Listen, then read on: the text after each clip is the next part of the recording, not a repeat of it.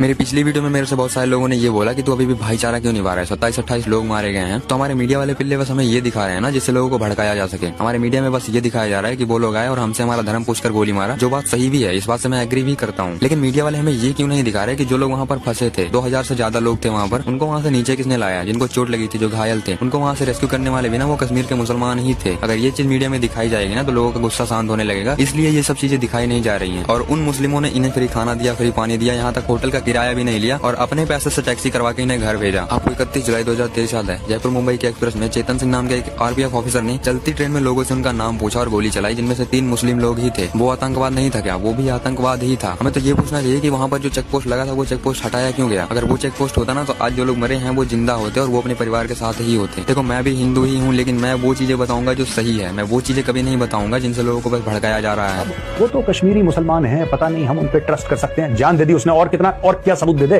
अपनी देशभक्ति का, ये बता दो ना। That man has given his life for his country, respect his sacrifice. Jain साथियों, देखो मैं आपको बताना चाहता हूँ कि जो पहलगाम का आतंकी हमला हुआ है उसमें कुछ ना कुछ तो ऐसा क्लू है जो कि हम सभी लोग मिस कर रहे हैं। जो क्लू पुलवामा हमले में भी हुआ था वो जब भी हमने मिस करा था, और वो क्लू अभी भी हम मिस कर रहे हैं, जो कि सभी लोग आपस में लड़ रहे हैं। चाहे फिर वो हिंदू मुस्लिम का मुद्दा उठा दिया हो, या फिर कश्मीर में, या फिर देश में अभी तक कितने आतंकी हमले हुए, कांग्रेस के राज्य में कितने आतंकी हमले हुए हैं, या फिर बीजेपी के राज्य में कितने हमले हुए हैं शासनकाल में। तो इन सब की हम बात कर रहे हैं। 2014 के पहले वो भी एक वक्त था कि जब आतंकी आकर के जी चाहे वहां, जब चाहे वहां हमला कर सकते थे। 2014 के बाद स्थिति ये बनी कि जब वहां उस समय 14 के पहले निर्दोष लोग मारे जाते थे, हिंदुस्तान के कोने कोने को टारगेट किया जाता था और सरकारें चुपचाप बैठी रहती थी, मुंह तक खोलने को तैयार नहीं थी। आज 2014 के बाद का हिंदुस्तान घर में घुसकर मारता है। हम सभी लोग उस मेन मुद्दे की बात नहीं कर रहे हैं जो कि हमें ये आतंकी घटनाओं से बचा पाएगा, या आगे जो घटना होने वाली है उनसे हमें बचा पाएगा। कि हम सब लोग ये चाहते हैं कि आतंकी हमला होता रहे और हम आपस में लड़ता रहे। देखो यही तो वो आतंकियों की भी रणनीति थी, और जो ही हमारे देश विरोधी लोगों की यही तो साजिश थी कि वो इस चीज में तुम्हें उलझा कर रखे, और वो चीज हम उनकी साजिश को कामयाब होने के लिए हम सब लोग कर रहे हैं। क्योंकि ये आतंकी हमला पूरे सोची समझी रणनीति के तहत किया गया है, और इसमें हमारी सरकार की तो फेलियर है ही। जो मोदी सरकार बोलती है कि हमारे पास बड़ी बड़ी और हाई लेवल की खुफिया एजेंसी हैं जो कि किसी भी अनहोनी से पहले ही हमको बता देती है, या फिर हमारे देश के सुरक्षा बलों को सतर्क कर देती है, वो सुरक्षा एजेंसी इस हमले में फेलियर रही है और वो सोती रही है, मूक दर्शक बनी रही है। जहाँ पर 1.5 घंटे 1 घंटे तक हमारे कुछ जो पर्यटक घूमने गए थे वो अपनी मृत्यु से बचने के लिए तड़पते रहे, पर उनको इलाज नहीं मिला, कोई सुरक्षा का इंतजाम नहीं। वहाँ का जम्मू कश्मीर का लोकल पुलिस सुरक्षा का कोई इंतजाम नहीं, हॉस्पिटल का कोई इंतजाम नहीं, फर्स्ट एड बॉक्स तक नहीं मिला। अगर वहाँ पर लोकल व्यक्ति जो कि लोकल मुसलमान कश्मीरी मुस्लिम ना होते तो आज जो मंजर हुआ 27-28 लोगों की जो मृत्यु हुई है वो मंजर और बड़ा हो जाता, क्योंकि वहाँ पे जो लोकल लोग थे उन्होंने सबसे ज्यादा मदद की है पर्यटकों को भी। जिन्होंने मेरे भाई को मारा, आई वॉन्ट देम डेड। वो 1.5 घंटे तक जिंदा था, कोई मदद के लिए आगे नहीं आया। विनय की बहन ने कुछ ये शब्द हरियाणा के सीएम के आगे बोले।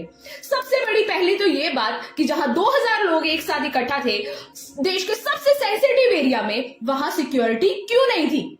सिक्योरिटी लेवल इतना वीक कि 1.5 घंटे तक कोई नहीं आया वहां पर। सोचने की बात है, देश का सबसे सेंसिटिव एरिया, और जहां पता है पर्यटक स्थल है और हजारों की संख्या में 2-2.5 हजार लोग वहां थे, तब भी सिक्योरिटी नहीं थी। कमाल की बात है। इस पर जस्टिफिकेशन चाहिए हमें, इस पर जस्टिफिकेशन नहीं चाहिए कि आप क्या कर रहे हैं, किसका वीजा रद्द कर रहे हैं, किसके साथ क्रिकेट नहीं खेल रहे, किसका पानी बंद कर रहे हैं। ये तो एक झूठा लॉलीपॉप है जो आपके मुंह में डाल रहे हैं और आप मजे से चूस रहे हैं।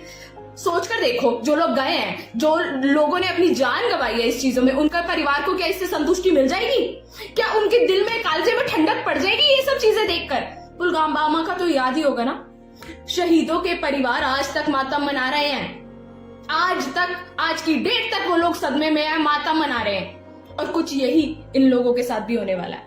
पर क्या तुम्हें तो झूठे लॉलीपॉप मिल गए, चूसते रहो भाई, चूसते रहो उसको।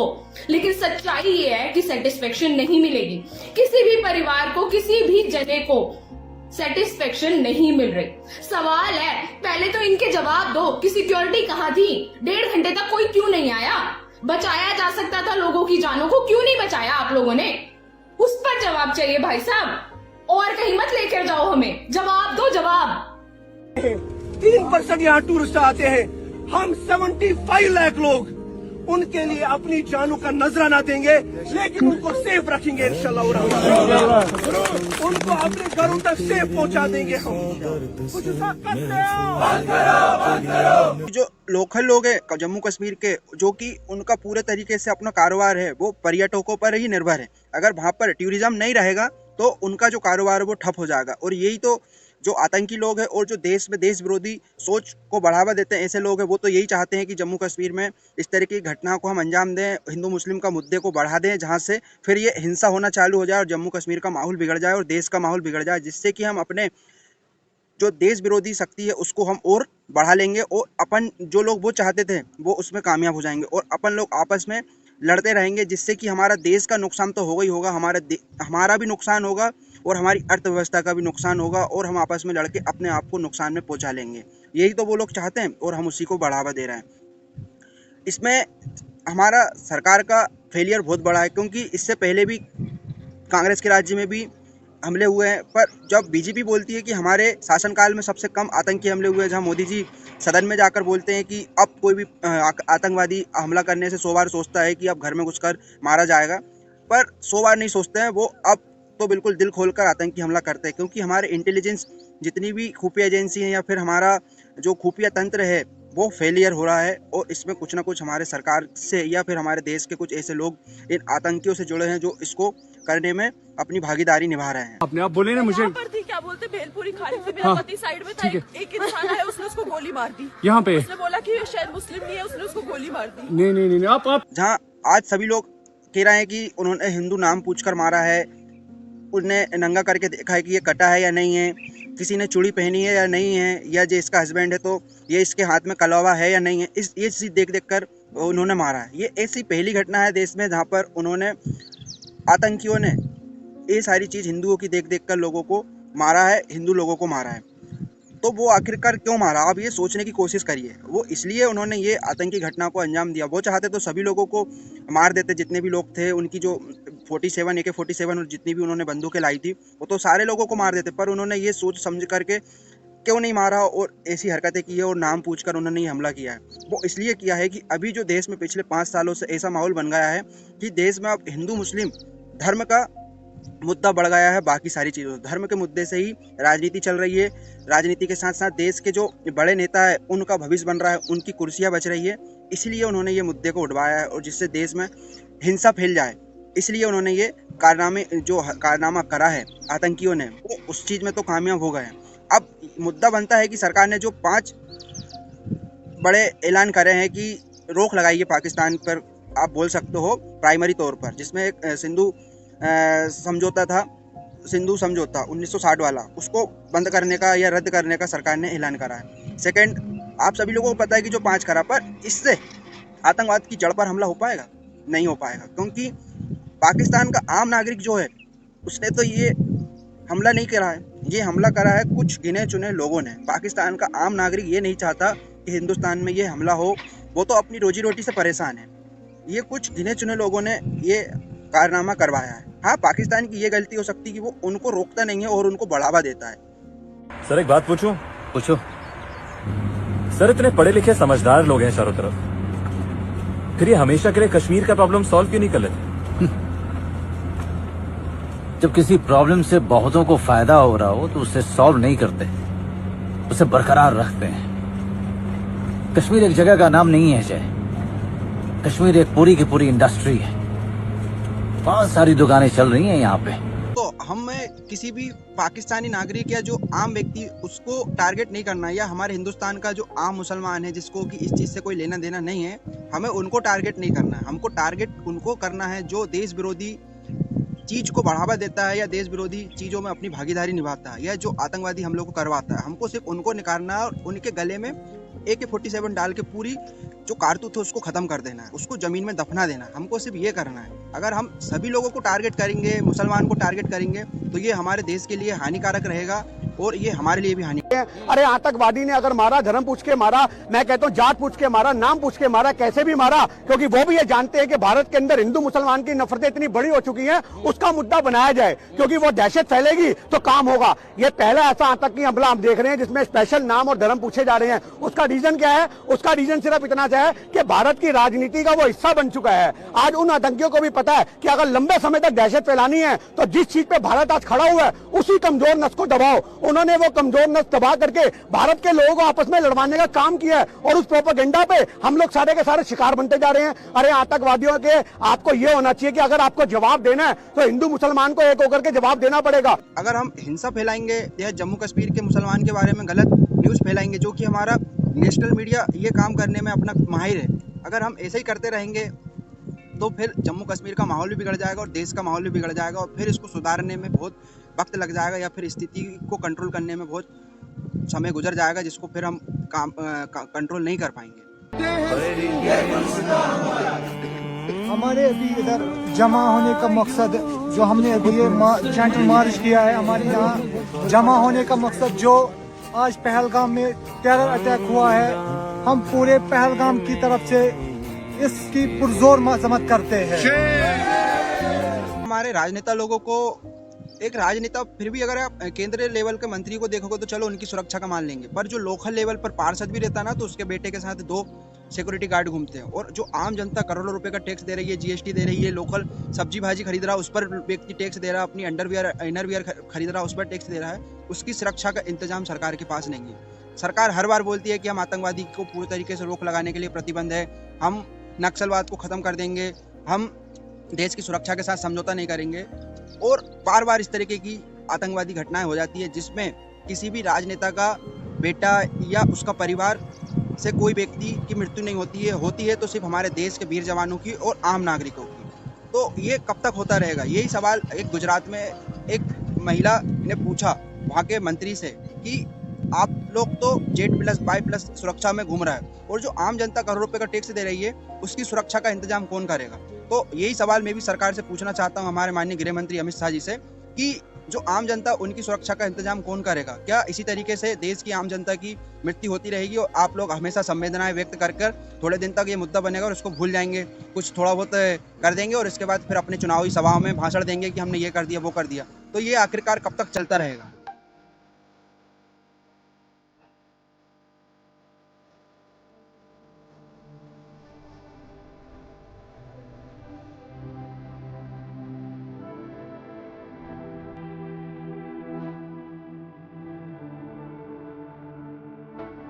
લાખોની સંખ્યામાં આર્મી હતી ત્યાં, અને જે ટુરિસ્ટ પ્લેસ છે ત્યાં કોઈ આર્મી મેન નહીં, કોઈ પોલીસમેન નહીં, કે કોઈ ફર્સ્ટ એડ કિટ નહીં, કાંઈ જ સુવિધા નહીં। એમાંથી એક આર્મી મેન એવું કહે છે કે તમે લોકો ઉપર ફરવા શું કામ જાઓ છો? હવે તમે મને એ વાતનો જવાબ દો, જો આ રીતનું હતું તો તમે અમને જવા શું કામ દો છો?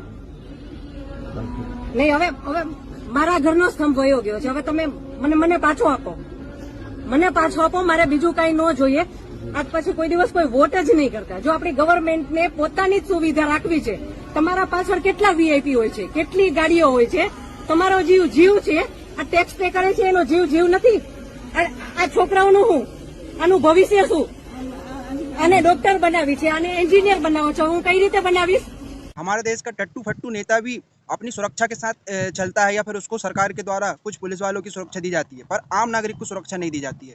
तो आखिरकार ये इस तरीके के जो घटना है उन पर रोक कब लगेगी और आम नागरिकों की सुरक्षा के साथ खेल कब तक होता रहेगा? मैं सरकार और माननीय अमित शाह जी से पूछना चाहता हूँ और हमारे नरेंद्र मोदी जी से पूछना चाहता हूँ। छोटा सा बच्चा, इससे सवाल पूछा गया कि सरकार को लेकर आप क्या सोचते हैं? कह रहा कौन सरकार? सरकार को तो कुछ पता ही नहीं है। वो 7-8 साल का बच्चा कह रहा है कि सरकार को कुछ नहीं पता था। वो कह रहा है कि नीचे आर्मी बेस कैंप है। 7 साल का बच्चा ये सुझाव दे रहा है कि ऊपर 3-4 फौजी कम से कम रखने चाहिए थे। वो कह रहा है कि 2 आतंकवादी आकर इतने लोगों को मार गए। अगर 2-4 फौजी होते तो शायद ये सब नहीं होता, बच जाते लोग, जिंदा होते। उसने कहा मैं जिंदगी में यहां नहीं आऊंगा। और सरकार के लिए यह सच वो आईना है जिस पर सरकार को शर्मिंदगी होनी चाहिए, अगर थोड़ी भी संवेदनशीलता बची हुई है तो। एक हमारी फौज को काटने का पता नहीं क्यों इतना भारी शौक आ गया, मेरे को तो समझ नहीं आता। आपको मालूम है कि कोरोना काल में 3 साल भर्ती नहीं की फौज ने कि भाई इन्फेक्शन ना आ जाए। हर साल 60,000 लड़के हमारे रिटायर, 1,80,000 फौज आप काट चुके हैं। बहुत पैसा लग रहा है, बाकी जगह इनको पैसा नहीं लगता। मुझे बहुत दुख होता है। पहाड़ों की लड़ाई में आपको मैन पावर, आपकी लड़ाई सारी पहाड़ों, चीन के साथ हाई एल्टीट्यूड की लड़ाई है। जम्मू कश्मीर पूरा हिल्स और जंगल है, वहाँ बहुत मैन पावर की जरूरत होती है। आप अपना जीडीपी का 1.5-1.6% आप लगा रहे हो, बाकी देश जो है 2% के ऊपर वो लगा रहे हैं, 3% के ऊपर। रशिया तो 8% अपना जीडीपी का लगा रहा है क्योंकि वो लड़ाई के अंदर है। अग्निवीर की भर्ती कितनी हो रही है? 43,000। आप लगातार कम करे जा रहे हैं और उसमें से भी 25% ही रखेंगे तो बचेंगे। जहाँ हमारा आम नागरिक 1.5 घंटा अपनी मौत से बचने के लिए तड़पता रहता है, वहाँ पर किसी भी तरीके का हॉस्पिटलाइजेशन उसको या हॉस्पिटल का इलाज नहीं मिल पाता है डॉक्टर की कमियों से, या फिर मैं बीइंग ए कश्मीरी पहलगाम तक जाते जाते मुझे 10 चेक पॉइंट्स पे रोका जाता है, मच्छी साथ नहीं ले सकता मैं। ये बंदे आए कहां से? Don't ask Kashmiris on this, ask the security agencies. कितनी कंपनीज है यहाँ, आरआर है, एसएसबी है, सीआरपीएफ है, आर्मी है, बीएसएफ है, वो क्या जग मार रहे थे फिर? सुरक्षा की अव्यवस्थाओं के कारण वहां पर 5 किलोमीटर दूर सीआरपीएफ का कैंप था। पहलगाम हमले में जो हमला हुआ है उस जगह से 5 किलोमीटर दूरी पर सीआरपीएफ का कैंप था। क्यों सीआरपीएफ की सुरक्षा का पुख्ता इंतजाम उन टूरिज्म के लिए नहीं किया गया? क्यों नहीं किया गया? वहाँ पर इतना बड़ा अगर टूरिज्म प्लेस था तो वहाँ पर सुरक्षा के इंतजाम क्यों नहीं थे? यहाँ कश्मीर में जगह जगह पर चेक पोस्ट लगे हुए हैं, फिर वो जो यहाँ पर हमला हुआ है वहाँ पर चेक पोस्ट क्यों नहीं था? ये सरकार के लिए ये कुछ सवाल है जो कि आम नागरिकों के मन में उठ रहे हैं और उनका सवाल जवाब सरकार को देना चाहेंगे। जहां आतंकी हमला हो जाता है और सरकार प्रेस कॉन्फ्रेंस नहीं करती है। और प्रधानमंत्री जी आप मुझे बताइए, सीमाएं आपके हाथ में है, कोस्टल सिक्योरिटी आपके हाथ में है, बीएसएफ सेना सब आपके हाथ में है, नेवी आपके हाथ में है। ये विदेश से घुसपैठ के कैसे घुस जाते हैं, आतंकवादी विदेशों से यहाँ कैसे घुस जाते हैं? आप जवाब दीजिए, व्यवस्था आपके पास है। हमारे देश के जो सेनापति है उनको भेजकर उनसे प्रेस कॉन्फ्रेंस करवाती है, तो क्या ये सरकार का दायित्व नहीं था कि जो हमला हुआ उसका प्रेस कॉन्फ्रेंस कर जो भी जनता के सवाल थे उनके जवाब देने थे? सरकार को क्यों नहीं दिए? सरकार जवाब क्यों नहीं देना चाहती है? और जहां नरेंद्र मोदी जी हमले वाले दिन आते हैं और उसके दूसरे तीसरे दिन सीधे बिहार की राजनीति का मुद्दा बना देते हैं, बिहार में जाकर बयान करते हैं रैली में कि हम आतंकियों को जमीन में घुसेड़ देंगे या जमीन में दफना देंगे। इस तरीके के बयान देते हैं, हम उनको एक एक को बख्शेंगे नहीं। तो यहाँ पर अभी जो मेन बेसिक सवाल थे जनता के, उनके तो आप जवाब दे दो। फिर वहाँ पर बिहार की जनता के सामने आप राजनीतिक मुद्दा बनाना, जो बेसिक सवाल है उनके आप जवाब दे नहीं पा रहे हो, और राजनीतिक पार्टी और राजनीतिक रैलियों में जाकर आप इस तरीके की जो आतंकवादी हमला उसको भी राजनीतिक मुद्दा बना रहे हो। ये कब तक ऐसा चलता रहेगा और इसकी पुख्ता इंतजाम सरकार कब तक कर पाएगी? इसका जवाब आम जनता और आम नागरिक आपसे पूछ रहा है, इसका जवाब कब मिलेगा?